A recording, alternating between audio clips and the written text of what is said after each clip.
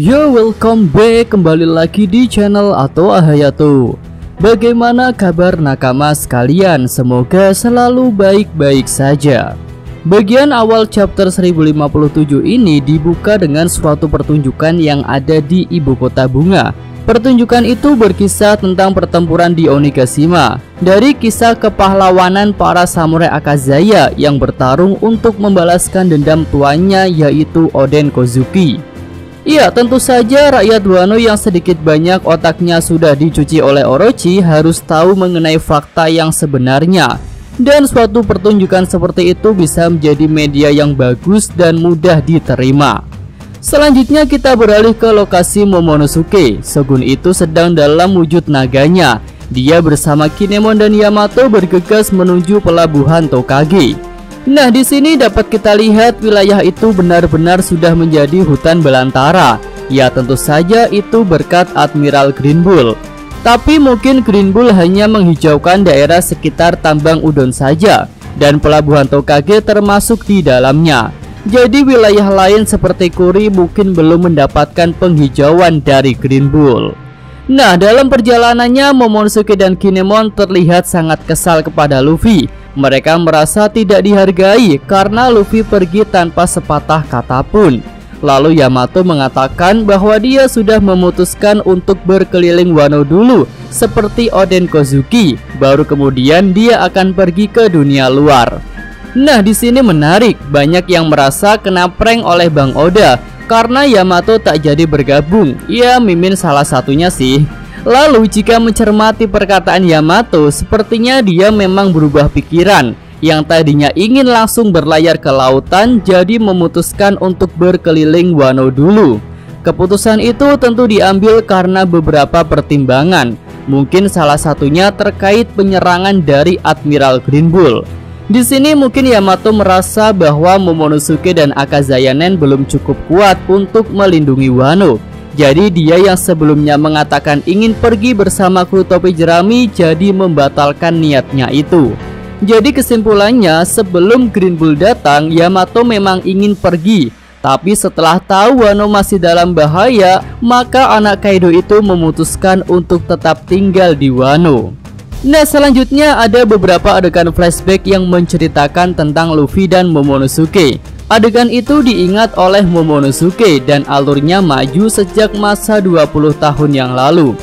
Diawali dari penyerangan Kaido ke Kastil Oden 20 tahun yang lalu. Yonko itu pun mencengkeram Momonosuke di atas Kastil Oden.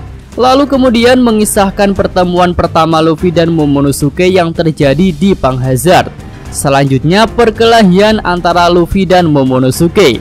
Lalu ada juga saat Luffy menguatkan hati Momonosuke dan menganggapnya sebagai orang penting ketika di Pulau Zu, dan terbentuklah aliansi mereka. Lanjut lagi ketika pertempuran Onigashima akan dimulai. Saat itu Momonosuke ditangkap oleh Kanjuro. Tapi Luffy terus memberikan semangat kepada bocah cengeng itu dan memintanya untuk bertahan. Kemudian ada momen yang menunjukkan keberanian Momonosuke ketika meneriakkan namanya di hadapan Kaido. Padahal ketika itu Momonosuke akan dieksekusi jika dia mengaku sebagai keturunan klan Kozuki. Lalu momen terakhir yang diingat Momo adalah ketika dia baru berubah menjadi naga yang besar. Nah, di sini Luffy kembali memberikan semangat agar Momonosuke bisa terbang dan menghentikan laju Pulau Onigashima. Iya, kembali ke masa sekarang. Momonosuke yang mengingat semua itu jadi tambah marah karena merasa Luffy tidak menghargai semua kenangan mereka. Kinemon pun merasakan hal yang sama. Apalagi saat ini Momo adalah Shogun negeri Wano. Jadi penghinaan yang dilakukan Luffy itu tidak main-main. Sementara itu Yamato merasa Momo dan Kinemon sudah berlebihan dalam mengungkapkan kemarahannya. Nah, selanjutnya kita sampai di pelabuhan Tokage. Ketiga kapal bajak laut sudah siap untuk berangkat. Di sini Law mengingatkan lagi bahwa aliansi mereka sudah berakhir. Jadi jika bertemu lagi mereka akan menjadi musuh dan bisa saling menyerang. Luffy pun menyadari hal itu dan dia mengatakan iya, tentu saja. Sementara Kid sudah siap untuk berangkat dan dia akan menurunkan layar kapalnya. Nah, setelah Kid, kini Law juga mengatakan hal yang sama. Jadi apakah hal itu akan benar-benar terjadi? Ya, jika Kid sih masih bisa diterima ya, karena sejak awal kan dia memang tidak berniat untuk menjalin aliansi dengan bajak laut topi jerami. Tapi untuk Law tentu saja ceritanya beda. Sudah banyak hal yang dilewati sejak arc Panghazard. Rasanya akan aneh jika suatu saat Luffy dan Law akan bertarung sebagai musuh.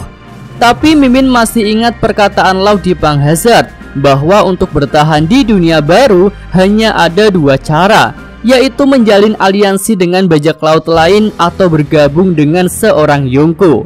Nah, untuk Kid dan Law ini sudah memutuskan untuk tidak bergabung dengan Yonko Luffy. Jadi apakah mereka berdua akan beraliansi atau mencari aliansi baru, atau bahkan akan bergabung dengan Yonko yang lain? Jika bicara Yonko selain Luffy, maka untuk Law mungkin akan bergabung dengan Buggy di dalam Cross Guild. Karena sebelumnya Law sudah mengakui Buggy karena bisa menarik Mihawk dan Crocodile. Lalu untuk Kid tak mungkin akan merapat ke Buggy karena dia merasa sangat marah pada Buggy. Dan Shanks juga tidak mungkin akan menerimanya karena mereka sempat bentrok. Jadi jika tidak membentuk aliansi baru, maka jalan Kid satu-satunya adalah merapat kepada Kurohige. Ya, itu beberapa pilihan yang harus mereka tempuh jika memang tak mau terus beraliansi dengan Yonko Luffy. Dan inilah awal dari era baru. Oke, kembali ke cerita. Beberapa saat kemudian Momonosuke, Kinemon, dan Yamato sampai ke lokasi Luffy. Di sini Momo langsung menerjang Luffy dan menunjukkan ekspresi marahnya. Momonosuke mencengkeram Luffy dengan keras dan Kinemon juga terlihat marah dengan menarik pedangnya. Tapi ternyata Momonosuke tak bisa menahan tangisnya. Ya, rasa marah yang tadi dia ungkapkan sepertinya berguna untuk menahan air matanya yang akan jatuh karena perpisahan ini. Dan mungkin ada baiknya perpisahan Luffy dan Momo tidak dilakukan secara formal, karena jika rakyat Wano melihat shogunnya mewek seperti itu tentu akan memalukan. Nah, di sini Momonosuke terlihat overthinking dengan masa depan yang menantinya. Dia masih takut dan mengkhawatirkan banyak hal. Shogun itu pun meminta Luffy untuk tetap tinggal bersamanya. Ya, walaupun itu tak mungkin sih. Lalu para kru Mugiwara menyadari bahwa di balik tubuh Momo yang besar itu terdapat jiwa anak-anak yang cengeng. Ya, walaupun begitu, Zoro tetap mengatakan bahwa kelakuan Momo itu memalukan. Nah, akhirnya Luffy memberikan sebuah hadiah kepada Momonosuke dan negeri Wano, yaitu berupa bendera bajak laut topi jerami yang besar. Di sini Luffy mengatakan untuk mengibarkan bendera itu di Wano sebagai tanda bahwa mereka sudah berteman.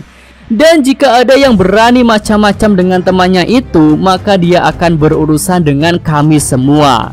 Momonosuke pun kembali menangis setelah Luffy menganggapnya sebagai teman atau bisa juga sebagai nakama. Bahkan di sini Luffy juga mengatakan menganggap Momonosuke sebagai adiknya. Lalu sebelum berangkat, Luffy berkata jika Momonosuke, Kinemon, dan Yamato sudah siap untuk berlayar menjadi bajak laut, maka dia akan datang untuk menjemput mereka. Tapi di sini Luffy tidak menerima seorang pengecut. Momonosuke yang mendengar hal itu langsung menghapus air matanya. Namun sepertinya itu adalah kata-kata PHP andalan Luffy yang sempat diucapkan kepada beberapa pihak. Seingat Mimin sih ada Labon, Vivi, lalu Shirahoshi, dan juga bahkan Otama. Koreksi ya jika Mimin salah. Iya, selanjutnya layar kapal Sanigo diturunkan dan bajak laut topi jerami pergi meninggalkan Wano Kuni. Di tempat perpisahan itu, Momonosuke bertekad akan melampaui ayahnya, Oden Kozuki. Kinemon pun menantikan hal itu terjadi. Yamato dengan santai berkata, apakah itu aku? Dan Momo menjawab, tentu saja bukan kau. Nah, di video full shop yang lalu Mimin coba dapat sampai poin ini ya, tapi ternyata masih ada lanjutannya. Selanjutnya di sini Nami memberikan jalur yang aman kepada kru topi jerami, yaitu melalui Hakumai dan menggunakan gondola atau lift bawah laut yang akan menurunkan kapal mereka. Chopper dan Brook sangat setuju dengan jalan itu karena tentu saja lebih aman daripada langsung turun ke air terjun. Bajak laut hati pun sepertinya akan melewati rute yang aman itu. Mereka ikut berbelok dengan kapal Sanigo. Tapi Kid yang mendengar hal itu langsung mengejeknya dan berkata bahwa jalur aman itu memang cocok untuk para pengecut seperti kalian. Nah, Luffy dan Law pun langsung terprovokasi. Mereka memutuskan untuk tetap menuruni air terjun seperti Kid. Akhirnya kapal Luffy, Kid, dan Law melompat bersama ke air terjun. Ya, benar-benar kelakuan yang nekat. Di sini ketiga kapten itu pun masih menunjukkan persaingan yang sengit. Nah, scene kembali ke pertunjukan yang mengisahkan pertarungan Onigashima. Di sini menceritakan tentang para bajak laut kuat yang dibawa oleh Kinemon dan Momonosuke. Ketiganya bisa menghentikan kekacauan dengan kebijaksanaan dan kekuatannya. Raja Naga Kaido dan Siluman Oiran, mungkin maksudnya Big Mom ya, tidak bisa mengalahkan mereka. Lalu kemudian diceritakan tentang kisah kematian Orochi di tangan Denjiro dan juga keberanian dari Hiyori Kozuki. Putri Hiyori tak punya rasa takut saat berhadapan dengan Orochi yang sudah membara. Akhirnya Hiyori pun mengipaskan kipas berlambang klan Kozuki dan para penonton berteriak bersama-sama, "Bukan Kurozumi namanya jika tidak dibakar." Ya, tentu ini mengingatkan kita pada kata-kata terakhir Oden yang mengatakan bahwa bukan Oden namanya jika tidak direbus.